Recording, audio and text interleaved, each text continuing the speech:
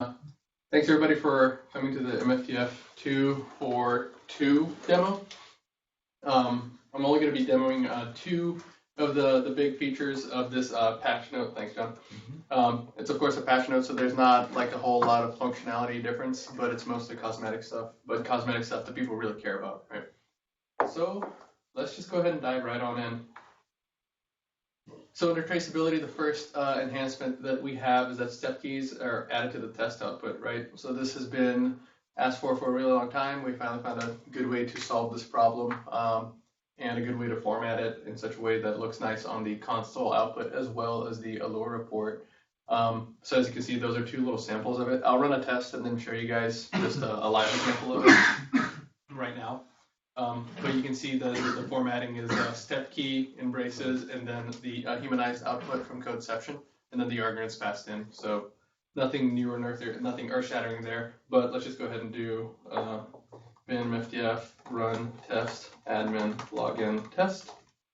So this is the canonical test, the first one, the alpha, but not the omega.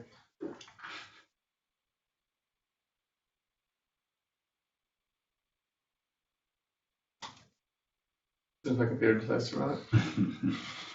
There we go. It's already on vacation. Yeah, it is. Nah, for me, it's a PHP storm has been giving me a lot of grief. Oh, I forgot to build project. Whoops. That'll do it.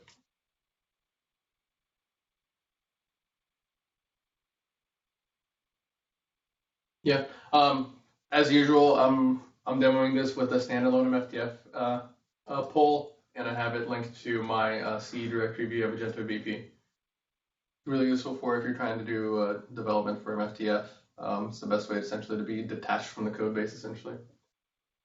Sweet. Let's just go ahead and see the test.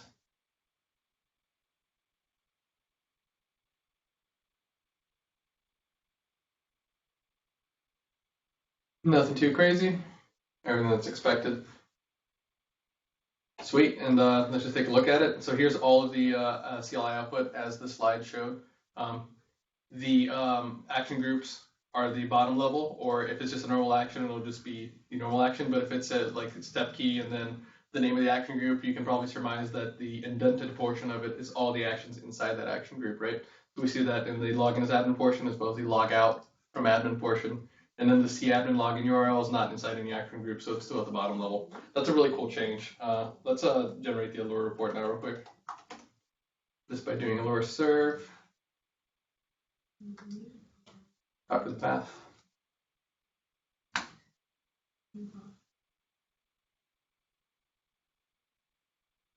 I don't know why that's there. There we go. Cool. So the one suite that we have, the one test that we have, and then here we go, collapsible action groups, and then step keys prepended to every action. So this should be the final piece of the puzzle as to how to pretty easily debug tests and try to figure out why this specific step failed. You're going to be able to pinpoint exactly to which action group or what action that it's actually tied to. So that's pretty cool and exciting stuff. I'll go ahead and kill the server and then move on to the next feature and final feature that we have that is demoable. XML comments now output corresponding comment action. So as so some of you might have seen this in the CE code base. Every once in a while, there's some context setters, like right here, I need to provide some context to the below block, and then some actions. That's obviously useful for test writers and test maintenance, just so you can have a very big, high-level view of what the test is trying to do in case that the action groups or whatever other abstraction methods that have been trying to be used didn't actually do a good job of it. At the end of the day, comment blocks will always help provide context. And we had these comment blocks, and then a lot of the times they were instantly followed by a comment action with the exact same output, such that it would actually show up in the Allure report, right? So the natural conclusion of that is just turn these into a comment action. So here's an example right here, just a comment block XML, need to provide some context to the below block, and then the generated PHP. You can see that this comment action now has a an analog in the actual generated PHP. And I can show you guys that by, well, if I try to run this test, it's going to fail horribly. No, let's just go and do it. Let's do bin MFTF run test dev docs test right here. So you guys will see that the before any of the test steps run, it'll comment this out in the log and go to this MFTF doc page URL, and I'm pretty sure it'll crash as a direct result of it. But that's okay. You guys will get to see what a failed test looks like. I'm not mistaken, I fixed it. I'm not mistaken, I fixed it. Did you? You might have. No. That's okay. That's fine.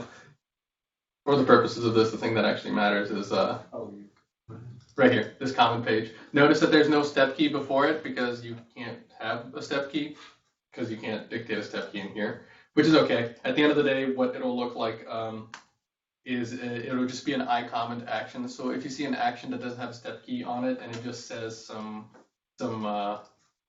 context setting like this, like open dev docs page right here, you can just search the test for that. There's no data replacement or anything going on in there, I don't think. Maybe that is possible, but it shouldn't be possible. But yeah, if you ever see an action that doesn't have the step key, it's probably a comment from a test. But cool. Those are the two big features of this release. This release was really prompted by some other dependency issues that MFTF was having with an upcoming Magento release due to two-factor authorization. Yes, 2FA extension. So that's the reason what prompted us to actually get a release out the door, but we managed to get these two features in, which is always good. But cool. That's going to be it from me. I'm going to go ahead and stop sharing my screen. Lucas, if you want to share your screen and show off the stuff that you brought, that'd be really cool. Okay, just give me a second, and I'm preparing my screen to share. 1 second. No problem.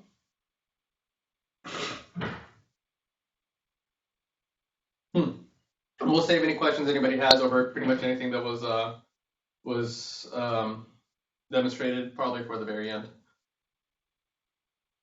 I want to make sure that Lucas had time to show stuff off because it's cool. Okay, I think I can show my screen. 1 second. Application window is something I want to show you, or maybe entire screen. Okay, it's better if I show you just one window. Okay, I will start with PHP Storm, as it's kind of important for the beginning, because I prepared the wrapper for between MFTF and MailHog to verify the email, how emails are delivered from MFTF. And let me just find this presentation mode.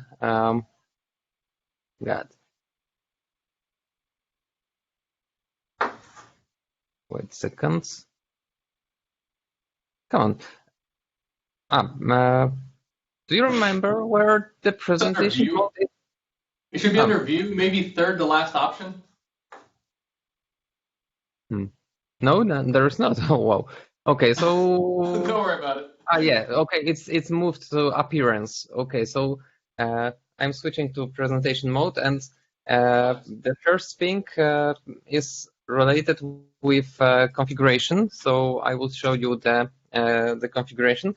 I added just extra environmental variable, which is MailHog base URL, and based on that, I just prepared the page, which is which defines the MailHog inbox, and it has two sections. One section is related with inbox grids, lists of all emails, and the message section, which is focused on showing just one email preview, and the sections contains of the. Do you see clearly my screen? Yeah. Yes. Yeah, we can see very well. Okay. Because it's blinking on my screen, so that's why I'm asking. Okay, but as you see, it contains of inbox container, which is kind of measurement for me that the inbox was loaded properly. And message row, which is definition of single message. and two selectors to get the messages by the index of the row and the subject and the row. Another part is another section is a message section that you can just get the sender, recipient, subject, and content of the email. And that's all for the beginning. I will show you a second screen because it's important now to what happens in Chrome. Okay, so we can see that after registration of customer, I have email from Magento, but I want to have two of them. So 1 second. I will create another customer which will sign up for newsletter. Okay, and now we have 3 emails. 2 of them are welcome to main website store, and 1 is newsletter subscription. So that's how the MailHog looks like after having these registrations. And for me, it's important to have possibility to verify if all the placeholders were replaced properly, if all that information I want to have there is fine.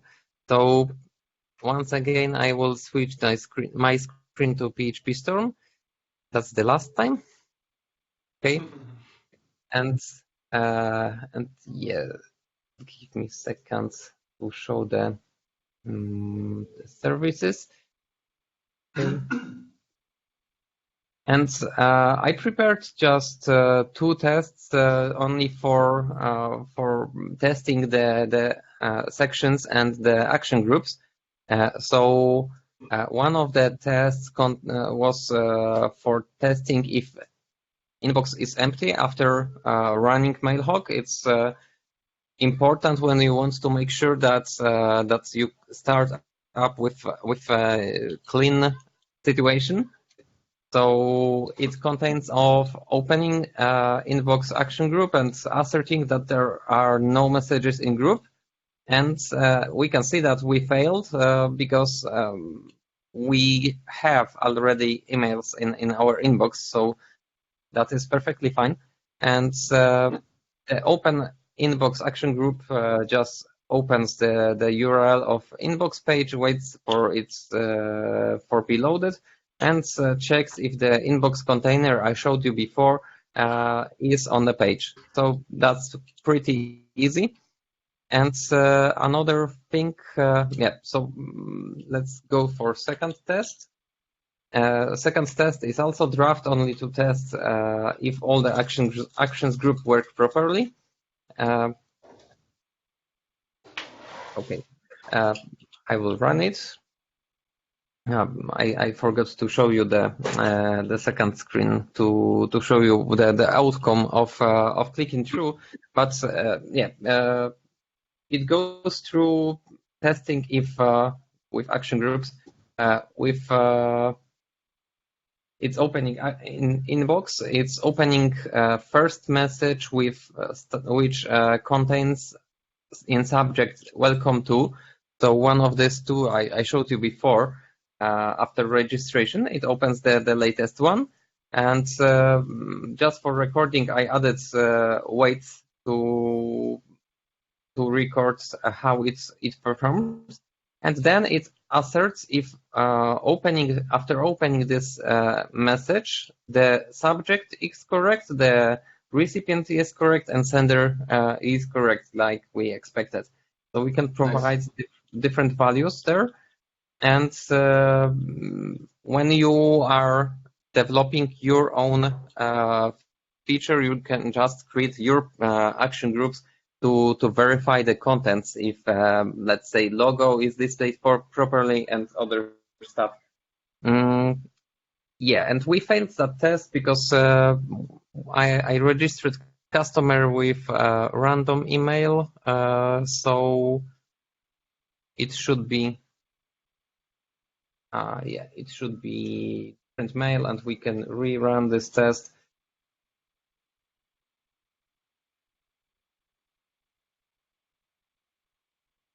I could remove this whites, but okay, and we passed the test, so the email was delivered as we expected.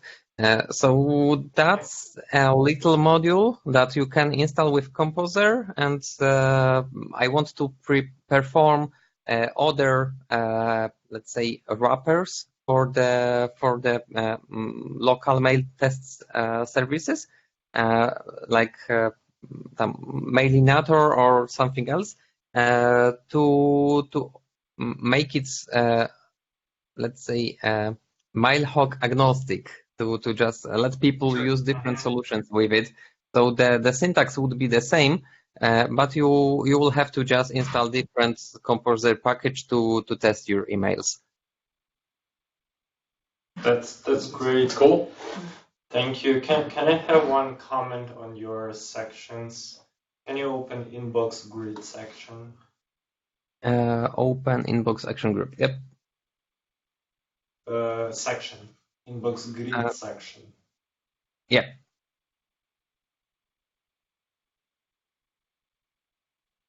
It's taking a while for the video to update for us.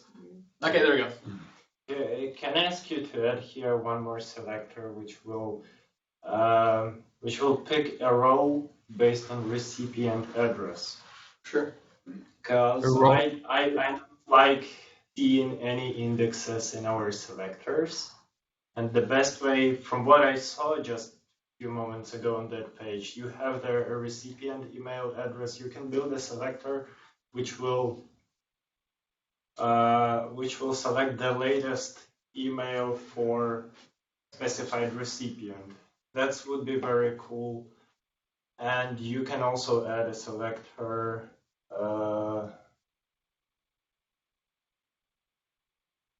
recipient and index if you need a concrete message.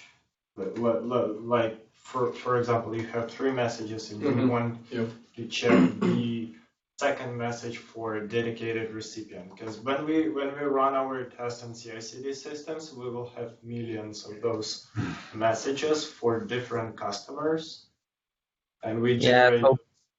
So I would say that there should be one more selector, which will be a handler for remove all button, because it's also there. So after finishing test, we can just clean the inbox. That's also a good idea. Nice. Okay. So I'm happy to share that, and I will develop that to the point that maybe sooner or later we will be able to just use that also in core some way. Oh, for sure. That's actually a good idea. When we send this message internally, several of our guys were interested to use it already. Yeah. So you got jackpot here. Awesome. Well, Lucas, thank you very much for that. That's very cool. Just the last 7 minutes here. If anybody has any questions about any of the things that were demoed, whether or not it was the 2.4.2 release stuff or if it was the MailHog module that Lucas demoed, by all means, feel free to hop in and ask a question.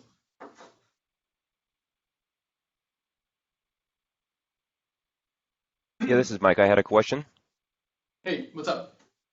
I was just wondering if you expect the log files in the Jenkins server to increase with any of the changes that you've made in this release. I saw there's some additional commenting. I wasn't sure if we expect that to increase it significantly at all. That's actually a really good question. That's not something I don't think we tested for. It's a couple, like the step keys aren't that long, so we're not talking about that many more characters in it. But also specifically the Jenkins logs, I don't think that they have that individual step execution. I think the way that we run it in Jenkins, it's via code step statements. Therefore, we're not going to see the individual test output like you see. Here, let me just share my screen. That's a good question, though. We will? Fair enough. Oh, that's also something worth mentioning. We haven't cut this release yet. We're still in the middle of doing the final testing and all of it, and that's certainly something we can take a look at and just double check. I was just positing that I'm not 100% sure if we're going to see this like these individual am on page statements and C statements on every single test in Jenkins. Maybe we will. Maybe my memory is faulty, but we're going to be running builds with this. I think later today. I can take a look at the logs and then double check to see that they haven't ballooned in size. Okay, that'd be great. Thank you. No, no, thank you. That's actually a really good question. I didn't consider that at all. At least in the console output, you don't see these step keys printed, right? Jenkins. In Jenkins, I don't know. My memory says no, but not 100% sure. We got a question from my fellow Eastern European man. Could you help me out with that name? Christoph Daniel. That's just Christoph? Sorry, I'm not sure. Sorry if I spelled it incorrectly. It's better than It is. Sorry for my side question, but the quality of your video is awesome. So I wanted to know what hardware you are using to show your. That's a fair question. It looks like some Cisco model that Adobe bought for pretty much all of them. I have absolutely no idea, to be honest. They're really nice cameras, though. This is kind of how it's called, telepresence or device or something like that, or. Yeah. It's like one of those teleconference things that like it sits on top of the TV and there's a camera in the middle and it also does the audio as far as I can tell. It looks like a little soundbar thing. There we go. Yeah. You have to say something so it zooms. Hey. All right. Hey. Oh, excellent. All right. Can you type in the model name for me? I would love to buy one. Sounds good, man. We'll figure it out and send it to you. Are you in the MFTF community Slack, I assume? Yes. Sounds good. We'll find it for you, bud. Cisco should pay us money for it. Exactly. It's too funny. Well, cool. Any other questions? 3 minutes left.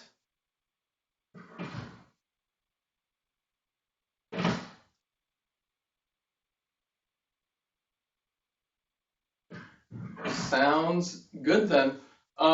Thanks everybody again for coming. Hope to see you guys soon. We're going to be cutting the release probably either later today or early tomorrow, and we're going to be trying to deliver it to mainline probably after next week, since there's no dying hurry or anything like that. But cool. Thanks everybody. Appreciate it. Thank you.